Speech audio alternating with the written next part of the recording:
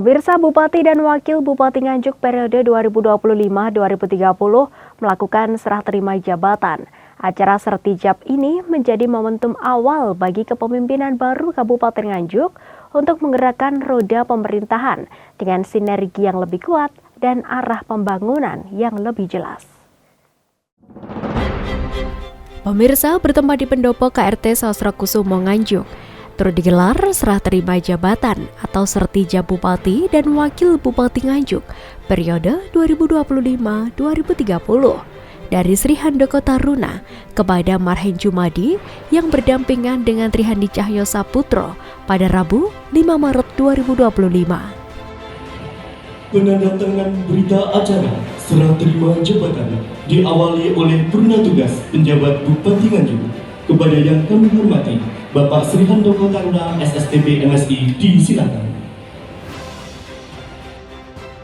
Sri Handoko Taruna secara resmi menyerahkan jabatan kepada Bupati Nganjuk terpilih Marhen Jumadi dan wakilnya yakni Trihandi Cahyo Saputro. Selanjutnya, penandatanganan oleh Bupati Nganjuk Bapak Dr. Andes Haji Marhen Jumadi SE SH MM MBA.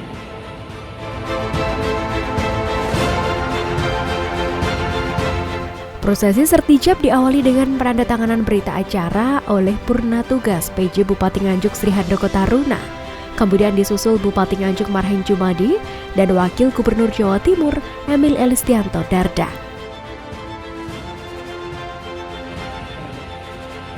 Selanjutnya, penandatanganan oleh Wakil Gubernur Jawa Timur Bapak Emil Elistianto Dardak.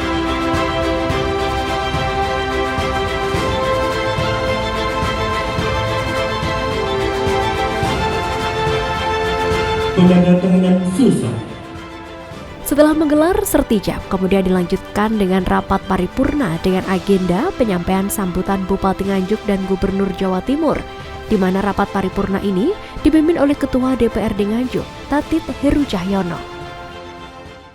Beserta rapat paripurna dan hadirin yang kami hormati, agenda rapat paripurna hari ini merupakan agenda yang istimewa. Karena kita akan bersama-sama mendengarkan penyampaian pidato sambutan Bupati Nganjuk hasil pemilihan kepala daerah serentak tahun 2024 masa jabatan 2025 sampai dengan 2030. Rapat paripurna di Kabupaten Nganjuk pada hari ini Rabu 5 Maret 2025 secara resmi kami nyatakan dibuka dan terbuka untuk umum.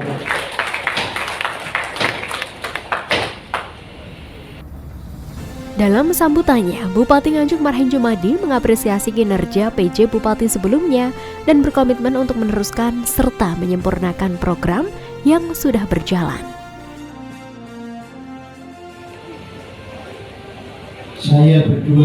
Kita berdua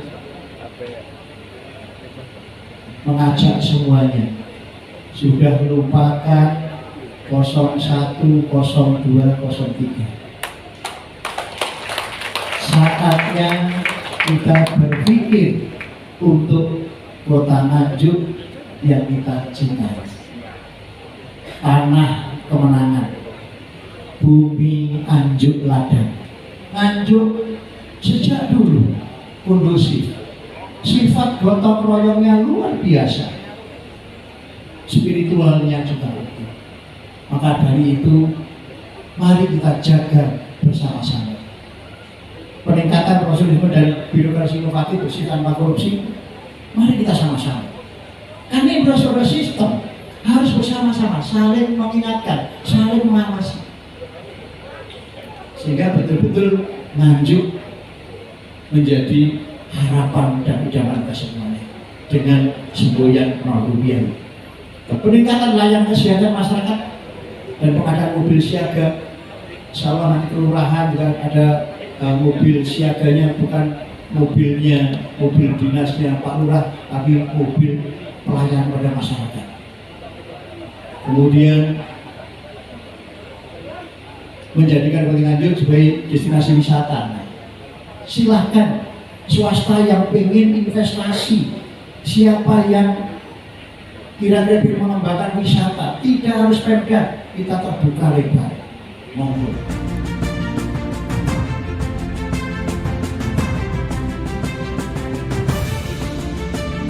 Marhen menegaskan bahwa Kabupaten Nganjuk menghadapi tantangan besar seperti kemiskinan, rendahnya indeks pembangunan manusia, serta masalah stunting. Namun dengan kerjasama yang solid dan program yang tepat, ia optimis dapat membawa Nganjuk bangkit dan berkembang lebih pesat.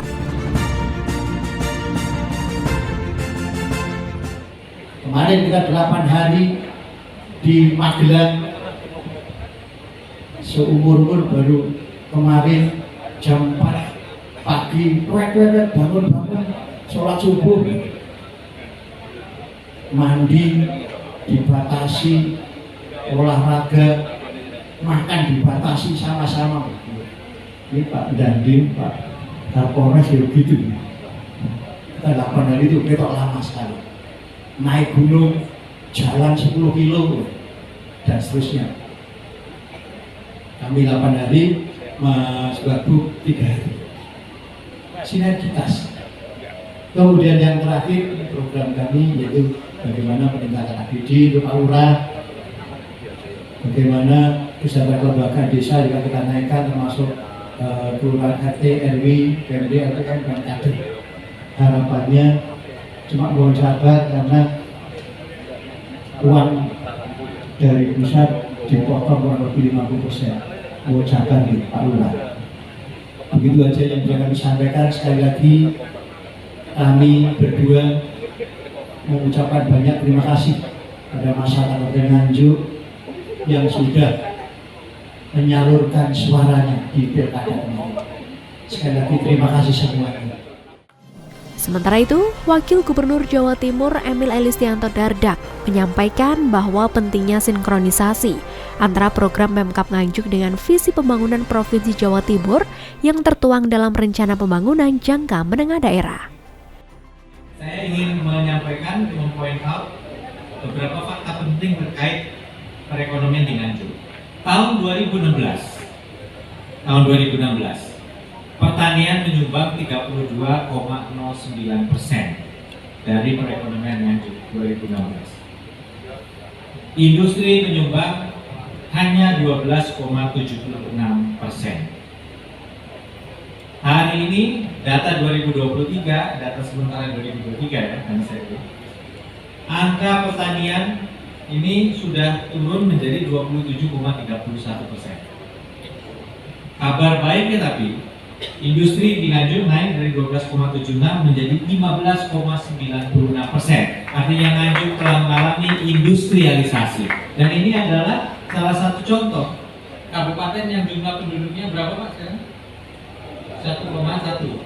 Ini kalau habis pilkada mesti apa ditanya jumlah penduduk kan? Karena berbanding lurus dengan logistik. Kira-kira begitu. 1,1 juta, ya.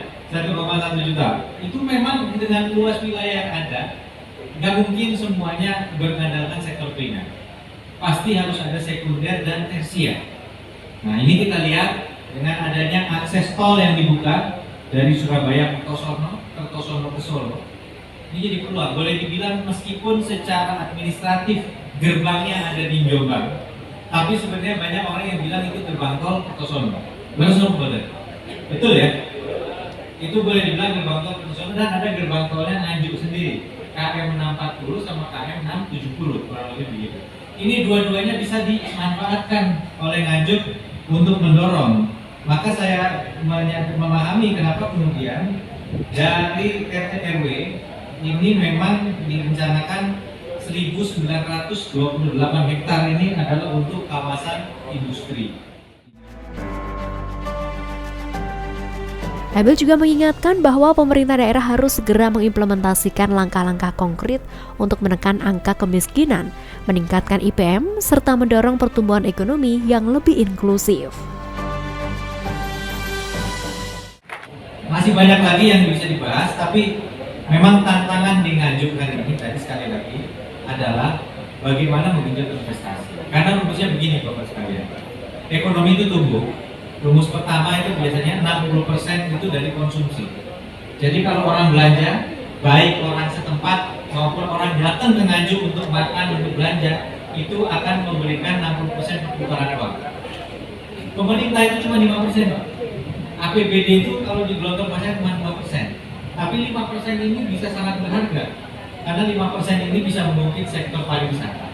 Misalnya, kita mendukung ya industri perhotelan dan restoran dari pemerintah yang mungkin kita berkontribusi 1/3 dari pendapatan dia misalnya, itu yang 2/3 dia bisa nyari sendiri dari pangsa pasar bebas, itu sudah menjadi pengungkit.